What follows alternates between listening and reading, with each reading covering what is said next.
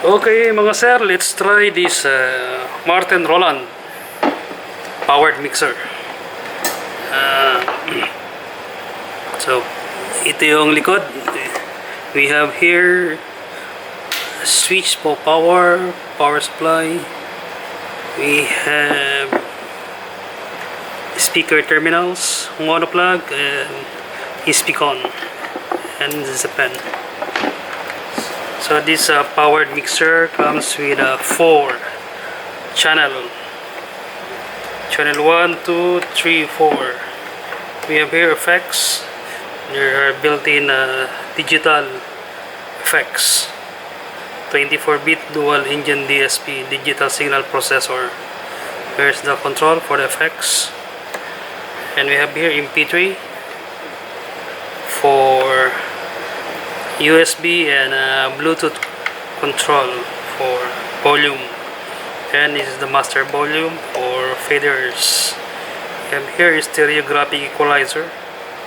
You have 5 controls, headphone, and it also has a built-in phantom. Okay, we have here a main out. You want an extra system or extra amplifier. They have here send and return for external effects. Record out for recording. Okay, let's connect the speaker. In this demo, I'm going to use Martin Roland speaker. It's 100 watts. 100 watts with 4 ohms, so it's perfect match for this amplifier. Okay, let's connect. So this demo, I'm going to use XLR, speaker connector. I already have ready-made. So connect speaker 1, plug in, then rotate clockwise for lock.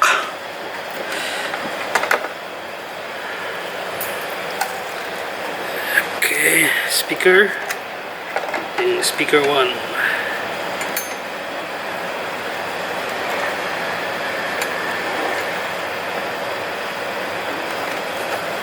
Okay.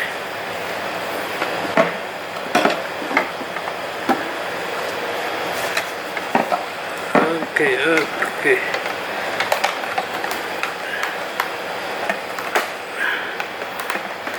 Next, speaker 2. Speaker number 2. Insert, then clockwise.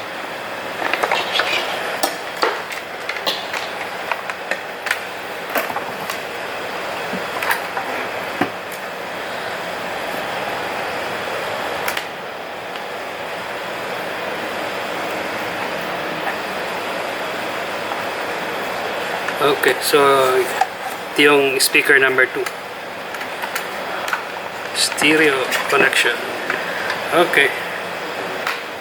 Done with the connection. Let's plug. Lalim naman ito. Yun. Okay. So make sure it's set to minimum levels. Then turn on. Okay, we have power here. Let's try some music through flash drive. Insert. Okay. Okay, the counter is running, so it's reading the music. Let's hear the sound. Right channel. Okay, I set 1 to 0, and here's the MP3 level.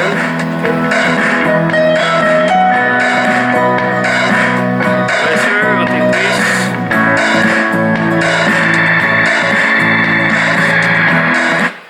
So ito yung equalizer niya, yung built-in stereographic equalizer.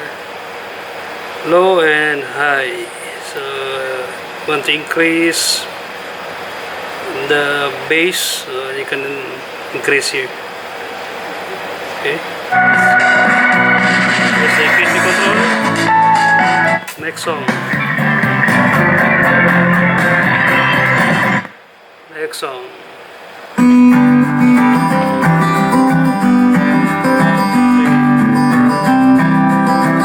Signal indicator.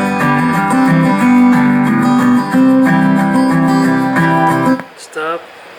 Play.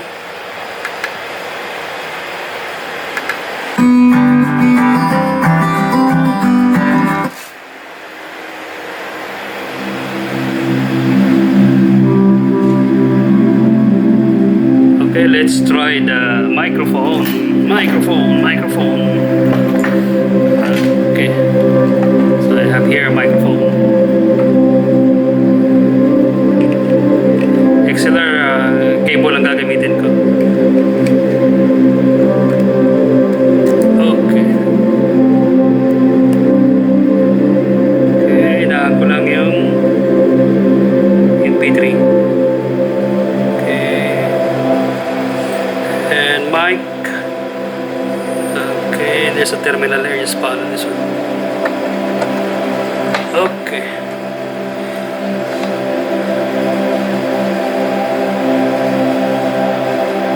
So this is the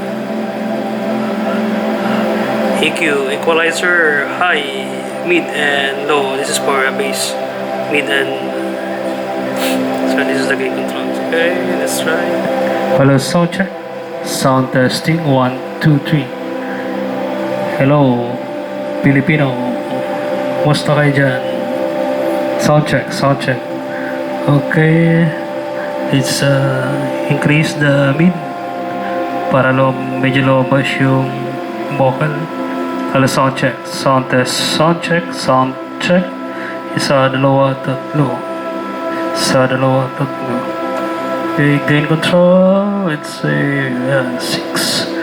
Pwede mo hinaan to sa gain control, then habulin mo lang dito sa fader. Sound check kapag malakas yung feedback.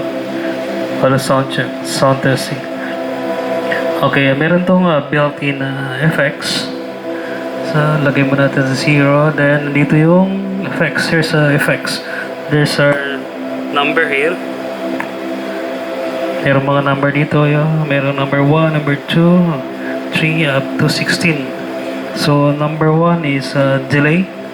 So, ito yung selector. This is the selector for FX. You want to choose, let's say, I'd like to use delay number 3. Delay number 3. Okay, rotate clockwise. Number 3, then push. So, let's try the FX. It's the FX control. Hello, sound check. Ito yung master para sa FX. Hello, sound check. Hello, sound check. 1, 2, 3. Sound testing. Hello, sound test. Hello, sound check. Hello, sound check. Isa, dalawa. Tatlo. 1, 2, 3. 1, 2, 3. So, medyo mahina yung effects. Let's try yung reverb. Number 9. All reverb. Anyway, try ko muna i-off yung effects. Hello, sound check. Sound testing. Yan yung naka-off yung digital effect. Hello, sound check. Flat na flat yung sound. So, lagyan natin ang effects. Hello, sound check. Hello, sound test. 1, 2. 1, 2. Okay, try natin yung number 9 or whole reverb. So, set number 9. Okay, then push. Okay, number 9. Hello, sound check. Yung? Hello, sound check. Para nag-echo. Para ka nasa loob ng gymnasium. Hello, sound check. Bawasan natin konti. Hello, sound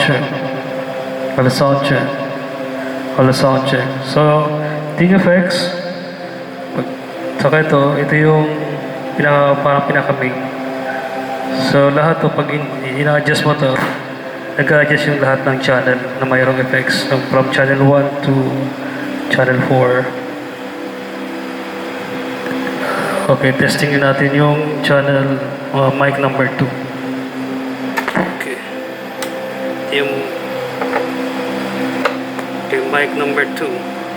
Gain control plus sound check. Channel 2 plus sound check. So equalizer nya, lagay natin sa 0. Just put in 0. 0. 0. Plus sound check. Yan. So wala pa siyang effects. Ito yung effects ng channel 1, ng channel 2. Lagyan natin effects. Hello sound check. Hello sound check. Yan. Sound check. Hello. Sound test. 1, 2, 3. Sound check. Sound check. Hello sound check. Yun. Lagyan natin ng konting music background. Yan. Galing sa MP3.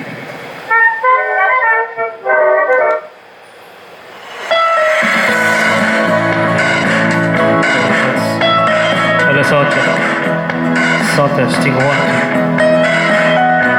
Hello sound check. Sound test.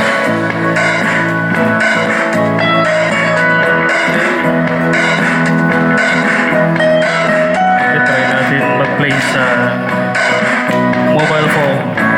So, nagamitin ko in channel 3 and 4. Ito RCA yung main adapter. Okay. Then ito, kabit ko sa mobile phone. Off ko muna yung MP3.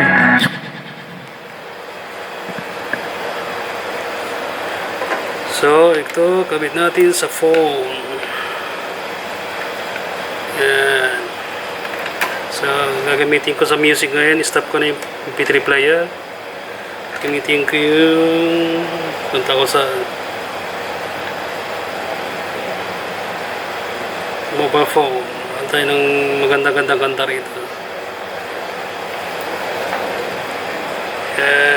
Okay. Songs. Tagalog na kanta rito. Ito, yung 90s, 20 disco remix. Okay. Bili na tayo sa mobile phone. Okay, sound. Okay, gain control. Okay. Just yung channel 3, channel 4. Let's sound check. Okay. Yeah. Let's